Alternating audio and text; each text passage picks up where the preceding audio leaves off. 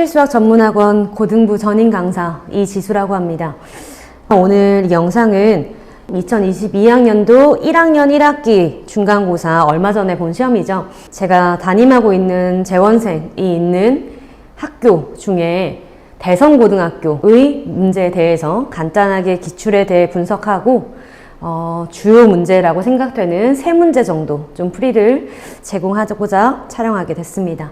우선은 이번 2022학년도 1학년 1학기 대성고등학교 중간고사 문제에 대해서 간략하게 분석을 해보자면, 우선은 출제 범위는 수학상 다항식의 연산부터 여러 가지 부등식 단원까지로 인근 타 학교와 비교했을 때 범위가 가장 넓었고요.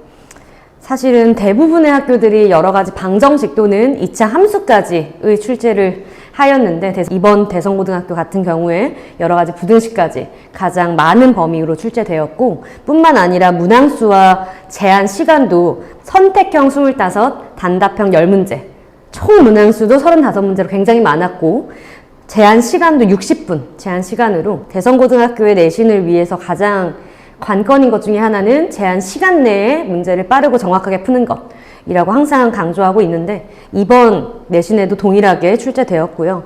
그런데 범위가 작년도에 비해 더 많아졌다라는 것이 차이점인데다가, 난이도에 대해서 좀 분석을 해보자면 제한 시간 60분에 문항수가 많은 것은 동일하지만 난이도 측면에서 봤을 때에 예전에 2년 전, 1년 전 대성고등학교 기존의 기출문제와 비교해 보자면 난이도가 크게 어렵진 않았습니다.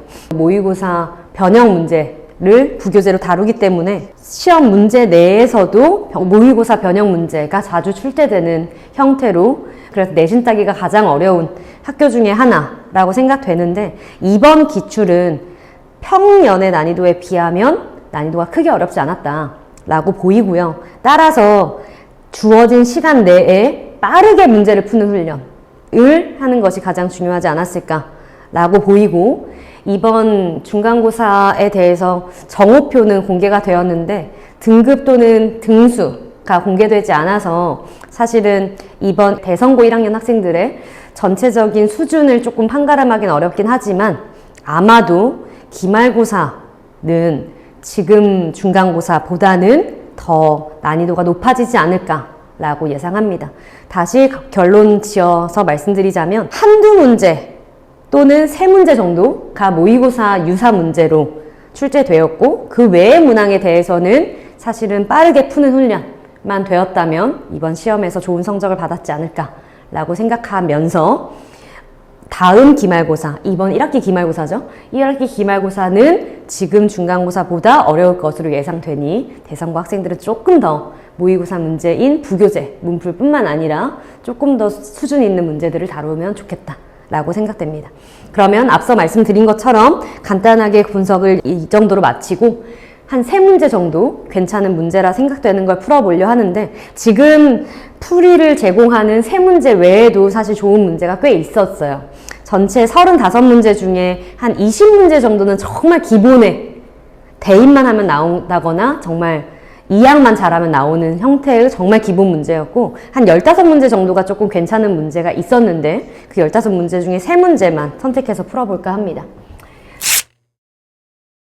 23번 객관식 선택형 23번 문제를 풀어볼게요. 자, 주어진 2차 방정식의 두근이 알파, 베타일 때 다음 조건을 만족시키는 PQ에 대해서 알파 더하기 베타의 최대값을 구하여라 인데, 이 문제 사실은 제가 수업할 때 사용하는 교재 중에 사실 제 교재인 건 아니고 저희 퍼실학원에서 제공하는 퍼실 시크릿이라는 은평구 인근 학교의 주요 기출문제를 집약해서 다룬 퍼실 시크릿 교재 유사 문제가 있었습니다. 해볼게요. 2차 방정식의 두근을 알파, 베타를 할 때 다음 조건을 모두 만족하는 알파 더하기 베타의 최대값을 구하면, 문제 다시 한번 읽은 거나 마찬가지인데, 이 방정식의 두근이 알파, 베타이다 이니까 근과 계수의 관계를 먼저 써야겠다라고 생각되겠죠? 즉 알파 더하기 베타는 부터 계산한다면 두근의 합 P와 같을 거고, X 개수가 마이너스 P니까 알파, 베타는이 Q겠죠? 그런데 가나 조건을 모두 만족하는 PQ에 대하여 알파 더하기 베타의 최대값을 구하여라 라고 했는데, 가조건에서 알파, 베타, PQ가 모두 200 이하의 서로 다른 자연수래요. 그 다음 나조건에서 알파, 베타가 각각 세 개의 약수를 갖는다 라고 했는데 세 개의 약수를 갖는다 의 표현만 잘 해석하면 풀립니다. 즉, 세 개의 약수를 갖는다 의 특징을 갖는 자연수가 어떠한 수냐 하면 결론은 소수의 제곱인수를 의미합니다. 다시 뭐의 제곱인수? 소수의 제곱인수. 쌤, 그냥 제곱수는 안 되나요? 네, 안 됩니다. 예를 들어 4의 제곱과 같은 그냥 자연수의 제곱수는 소인수 분해를 더하면 2의 4제곱으로 약수가 5개죠. 따라서 문제 조건과 같은 3개의 약수를 갖는 수가 안 되고 소수의 제곱인 수가 이게 소인수 분해가 완료된 것이므로 약수가 3개인 수입니다. 다시 말하면 알파, 베타가 서로 다른 소수의 제곱인 수다를 의미하겠죠. 가나 조건을 같이 사용하면. 다시 말하면 알파도 어떠한 소수의 제곱, 베타도 어떠한 소수의 제곱이라고 문자를 사용해서 이제 쓴다면 여기서 mn의 숫자는 서로 다른 소수.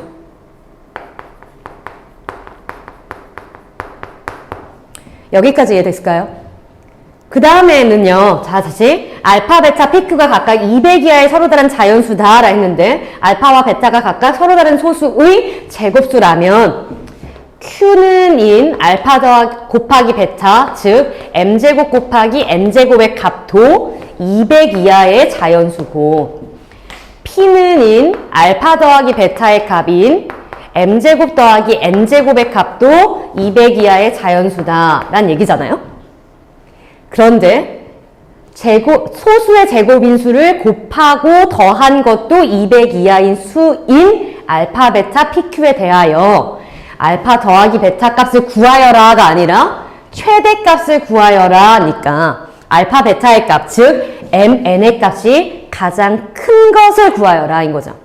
다시 말해서 요 부등식에서 m제곱, n제곱 곱한 것이 m제곱, n제곱 곱한 것이 200보다 작거나 같아야 되는데 m 곱하기 n의 제곱값이 200보다 작거나 같아지는 mn 중에 가장 큰 자연수, 다시 말하면 사실은 서로 다른 소수 mn을 구하면 되겠죠.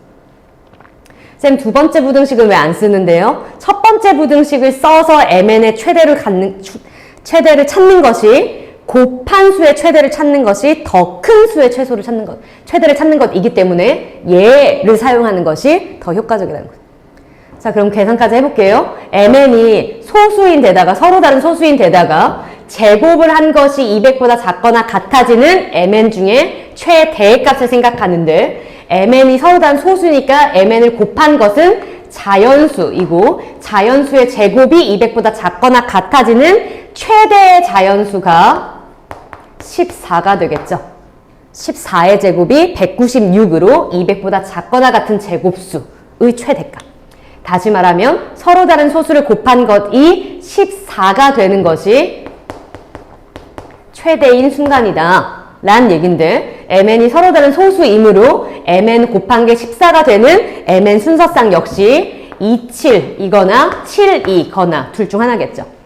그런데 구하라고 하는 것이 더한 값의 최대값이므로 알파, 베타가 mn의 값이 27일 때나 72일 때나 mn의 값의 순서상은 다르겠지만 더한 값은 똑같으므로 알파 더하기 베타는의 값은 2의 제곱 더하기 7의 제곱이라 마무리하면 되겠다.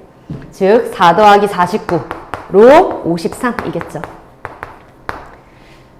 이 문제를 해결한 핵심은 요 나조건, 즉 3개의 약수를 갖는 수가 어떤 수인가를 기억하는 것이 가장 핵심이었다. 선택형 25번 해볼게요. 아까도 처음에도 언급했지만 이번 2022학년도 1학년 1학기 대선고 중간고사 출제 범위가 여러 가지 부등식까지로 1차 부등식 또는 절대값 기호를 포함한 또는 연립 1차 부등식까지가 아니라 여러 가지 부등식 전체까지였어서 연립 2차 부등식까지도 시험에 출제됐습니다.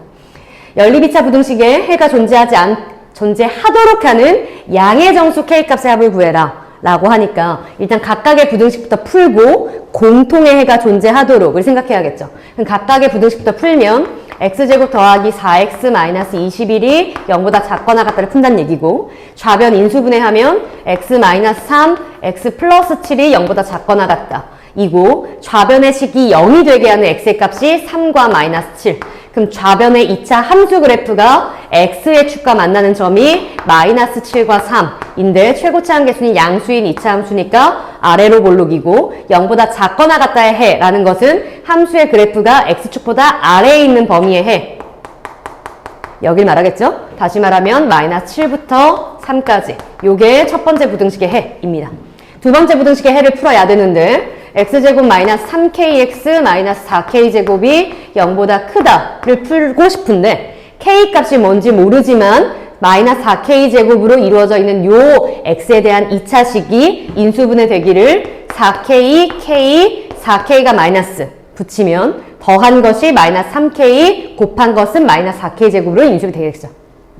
사실 뭐 다들 기본으로 할 줄 아는 거죠. x 마이너스 4k, x 플러스 k가 0보다 크다가 되는데 좌변의 다항식을 0이 되게 하는 x의 값이 4k와 마이너스 k입니다. 여기서 k 값이 뭐인지 모른다면 4k랑 마이너스 k가 누가 큰지 모른다면 이 부등식의 해를 함수의 그래프와 같이 생각해야 되는데 함수의 그래프가 x축과 만나는 점 4k와 마이너스 k가 누가 큰지 모른다면 경우를 나눠야 됩니다. 얘가 더 왼쪽인 경우와 얘가 더 왼쪽인 경우로. 그런데 문제에서 양의 정수, 즉 k가 양수다 라는 전제가 깔려 있으므로 얘가 양수고 얘가 음수이니까 좌변의 2차 함수 그래프가 x축과 만나는 점이 마이너스 k가 왼쪽, 4k가 오른쪽으로 아래로 볼록 2차 함수 그릴 수 있겠죠. 아래로 볼록 2차 함수가 x축과 만나는 두 점이 마이너스 k와 4k인데 함수의 그래프가 0보다 크다의 범위를 찾는 것은 함수의 그래프가 x축보다 위에 있는 마이너스 k와 4k의 바깥 범위. 다시 말하면 x가 마이너스 4k보다 작다 또는 x가 마이너스 k보다 작다 또는 x가 4k보다 크다. 이것을 두 번째 부등식의 해겠죠.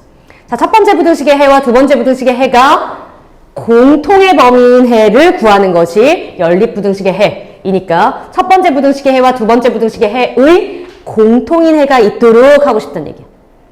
자, 그런데 첫 번째 부등식의 해를 수직선상에 나타내면 마이너스 7, 3에 대해서 바깥으로 뻗어나가는 이런 더듬이처럼 생긴 해죠. 이 더듬이처럼 생긴 해와 2번의 해와 같이 죄송합니다. 1번의 해가 더듬이가 아니죠. 1번 부등식의 해가 마이너스 7부터 3까지의 다리야, 다리. 미안해. 이렇게 다리 모양의 해인 1번 부등식의 해와 2번 부등식의 해인 마이너스 k보다 왼쪽, 4k보다 오른쪽으로 가는 더듬이 모양의 해가 공통이 있도록 하고 싶다는 얘기. 그런데 4k가 양수이고 마이너스 k가 음수인 걸 알고 있으니까 요 두 개의 바깥 범위인 더듬이의 해랑 요놈의 해가 공통 범위가 있도록 하는 경우는 오른쪽 더듬이가 공통 부분이 있도록 하거나 밑에 쓸게요.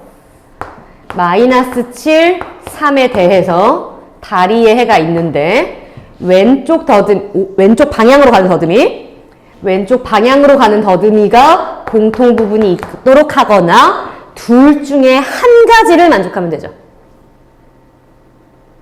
오른쪽에서 공통이 있거나 왼쪽에서 공통이 있거나.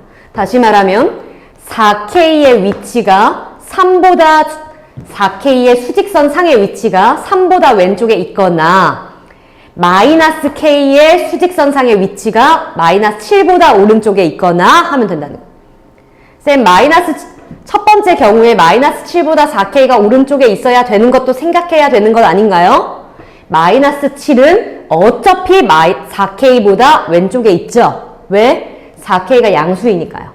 다시 말하면 첫 번째 경우는 4K와 3의 위치에 대한 내용을 부등식으로 표현하면 4K가 3보다 작다이거나 마이너스 K가 마이너스 7보다 오른쪽이다 라는 얘기예요. 자, 이게 4K와 마이너스 K의 위치를 판단한 거죠. 지금 항상 강조하는 바지만 연립부등식이 존재하도록 또는 연립부등식의 해가 정수가 몇 개 이도록 등과 같은 표현이 있을 때에 주어진 문제 조건을 만족하도록 하는 위치를 판단하고 등호를 반드시 판단해야 된다. 라 하는데 요 등호를 판단한다는 것은 초록색 뚫린 동그라미 오른쪽으로 가는 해가 3에 오면 이란 얘기고 뚫린 동그라미 오른쪽 가는 빨간색의 해와 요 하얀색의 해의 공통의 해 존재하지 않게 되겠죠. 뚫린 동그라미인 4K가 3에 온다면 즉 여기에는 등호 안 되는 거. 그럼 거꾸로 얘도 마찬가지 요 마이너스 K 값과 마이너스 7 값이 같아지면 이란 얘기는 요 뚫린 동그라미가 마이너스 7에 오면 이란 얘기고 마이너스 7에서 왼쪽으로 가는 더듬이랑 하얀색 다리에 공통의 해 없으니까 문제에서 원하는 대로 되지 못하여 등호 안 된다 이거죠. 여기까지 이해될까요? 그럼 이제 얘 또는 얘를 이제 두 줄에 걸쳐 쓰지 않고 한 줄에 써볼게요. 즉 K 값이 7보다 작다. 이거 양변에 마이너스 곱해서 부등호 바꾸면 또는 K 값이 4분의 3보다 작다인 거죠. 자, 그럼 다시 요 경우와 요 경우를 둘 다 만족해야 되는 것이 아니라 요 경우와 요 경우 둘 중 하나라도 만족하면 되는 겁니다. 다시 말하면 수직선상에 K 값의 범위를 그림으로 표현했을 때 4분의 3, 7에 대해 7보다 작다 또는 4분의 3보다 작다를 만족한다는 얘기는 둘 중에 하나라도 만족한다는 얘기는 수직선상에 나타냈을 때 우리가 연립분식의 해를 풀듯이 두 줄의 공통범위를 찾는 것이 아니라 한 줄이라도 걸쳐있는 모든 범위를 찾아주는 거예요. 따라서 K 값의 범위는 7보다 작다라는 거죠. 그럼 양의 정수는 1부터 6까지 이므로 다 더하면 15가 되겠죠. 이해될까요? 사실은 쌤 K가 양의 정수라 했으니까 4K의 값이 3보다 무조건 오른쪽으로 요 경우가 없는 것 아닌가요? 맞습니다. 사실은 요 경우를 처음부터 배제하고 요 경우만 풀었어도 됩니다. 그런데 K 값이 양의 정수다 라는 걸 먼저 생각하여 제외하는 것보다는 두 경우 모두 가능할 뿐만 아니라 요 두 경우 둘 중 하나를 만족한다 라는 것이 요 수직선상에 나타냈을 때 한 줄이라도 걸치면 모두 라는 거를 설명하고 싶어서 이렇게 설명한 거예요. 이해됐을까요? 자, 넘어가서 마지막 한 문제만 더 풀어보고 마칠 건데 단답형 2번 문제를 한번 풀어볼게요.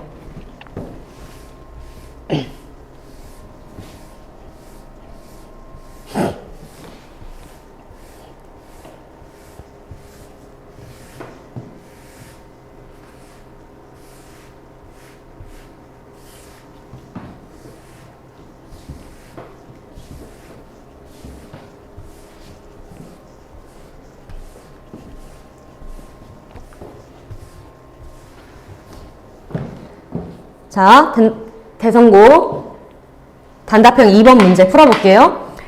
자, 최고차항의 개수가 1인 다항식 fx가 다음 조건을 만족시킨다 하고 가조건, 나조건을 만족하는데 f4의 값을 구하시오 와 같은 문제가 출제되었는데요. 이 문제 모의고사 기출문제이고 모의고사 기출문제에서 식만 조금 바꾸거나 나조건을 조금 생소하게 변형한 문제라고 보입니다.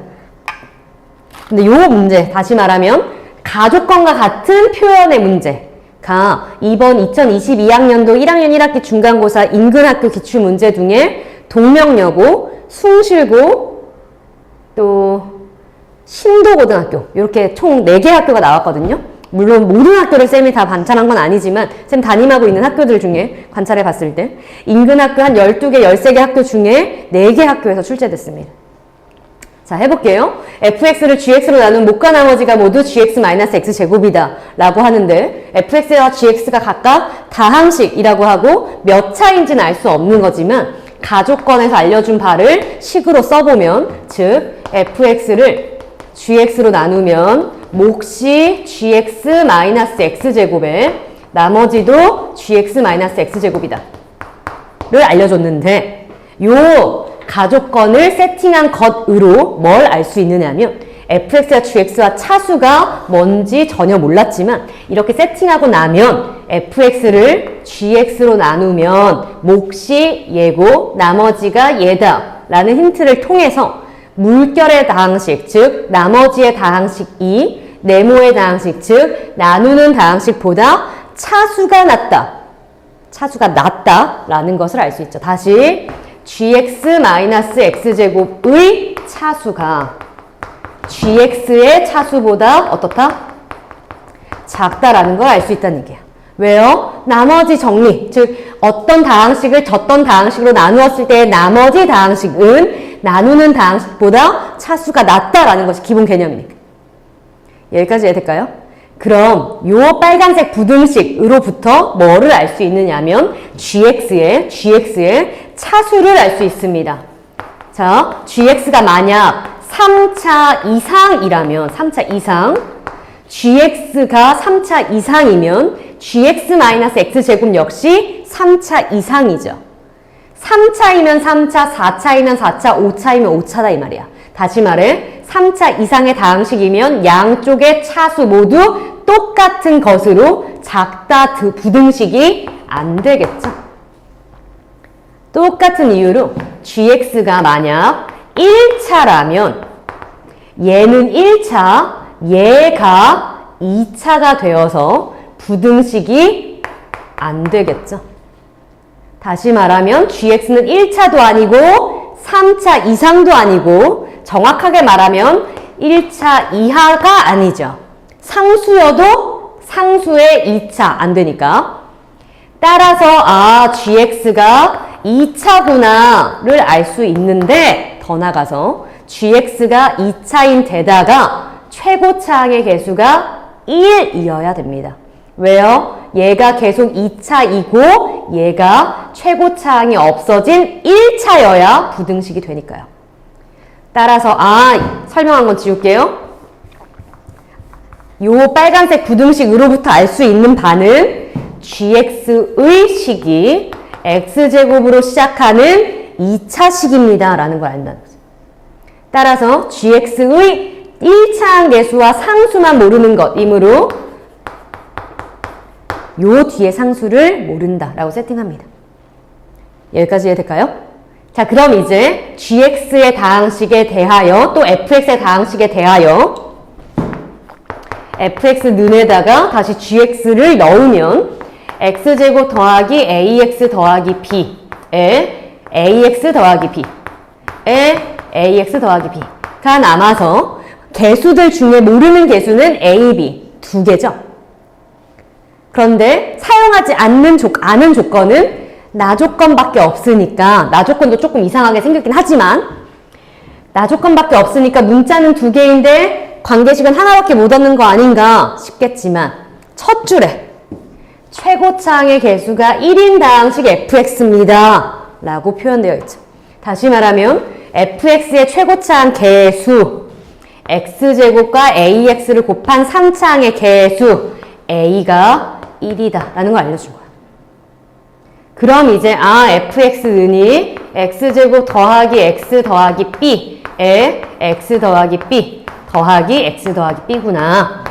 b의 값을 나 조건을 이용하면 되겠다. 여기까지 이해될까요?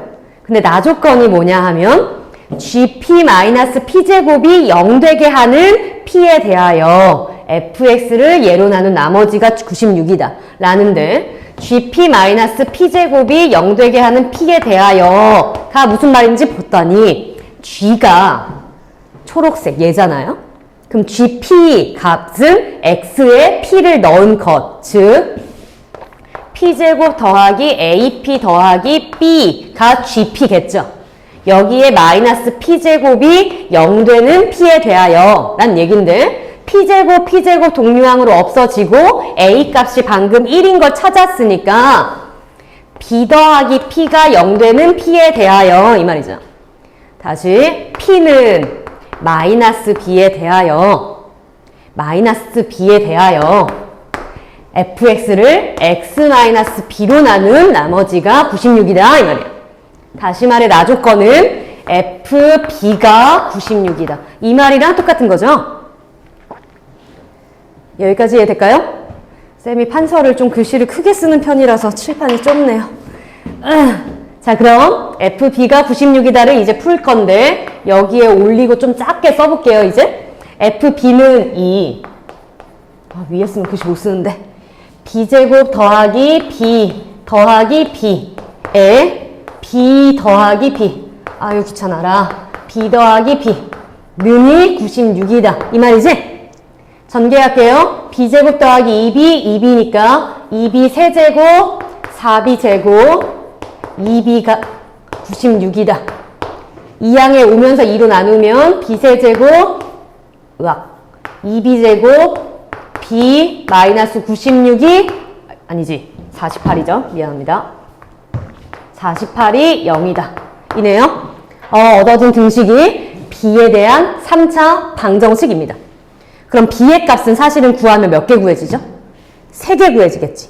실수 하나랑 무조건 실수 하나, 허수 2개 구해지거나 실수 3개 구해지거나 3차 방정식의 근은 셋 중 하나, 그 두 가지 중 하나죠. 그런데 개수가 1인 다항식이라는 요 워딩 안에 다항식이라는 표현 안에 AB 값이 AB 값이 실수라고 하는 전제가 깔려 있는 거나 마찬가지예요. 왜요? 특별히 언급하지 않았으니까. 특별히 언급하지 않으면 개수에 대해서 특별히 더 언급하지 않으면 실수 개수다라는 전제가 깔려 있습니다. 수학적으로. 따라서 요 3차 방정식 만족하는 b값 중에 실수인 것만 구하면 되고요. 요 3차 방정식 만족하는 b를 구하려면 조립제법 이용해서 인수분해를 해야겠죠. 그러면 b에다가 뭘 넣어야 요 좌변이 0 되는지를 찾아 조립제법 해야 되는데 b에다가 3을 한번 넣어볼게요. 왜 바로 3이에요? 48의 약수 중에 넣어야 되는데 1 또는 2 값을 넣으면 48이 매우 큰 음수니까 마이너스 48이 앞에 있는 숫자가 작아서 0이 안 될 것 같아서 3을 넣어보면 27 더하기 4, 2, 8 더하기 3 어라? 아직 0 안 되네요.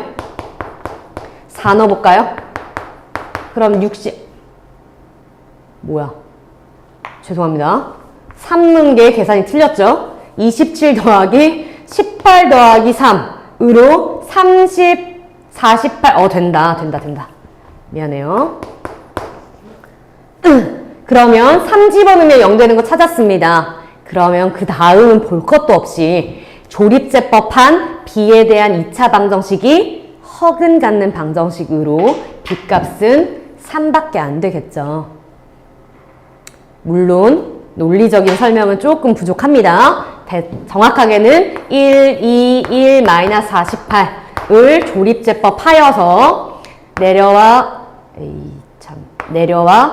곱해, 더해, 곱해, 더해, 곱해, 더해 조립제법을 하고 b-3, b제곱 더하기 5b 플러스 16는 0이 되는데 요 b에 대한 2차 방정식의 판별식이 25-64로 0보다 작은 허근 갖는 방정식이니까 b가 3밖에 안 된다 이 말이죠. 근데 사실은 주관식이긴 하지만 단답형, 즉 답만 적으면 되는 문제이기 때문에 이런 부분에서 이러한 산수로 시간을 보낼 필요는 없겠죠. 그렇지만 사실은 서술형 문제, 서답형 문제였다면 이러한 과정에서의 생략이 감점 요소가 될 수 있고 사실은 시험에 대한 감점 요소 이런 걸 생각하기보다는 바른 학습 습관은 마지막까지 꼼꼼하게 확인하는 것이 좋긴 합니다. 자, 이렇게 대성고등학교 2번 2022학년도 1학년 1학기 중간고사 기출 문제에 대해서 간단하게 출제 범위나 문항수, 난이도에 대해서 간략히 분석드리고 그 전체 문제들 중에서 3문제 정도만 선택해서 풀어봤는데요.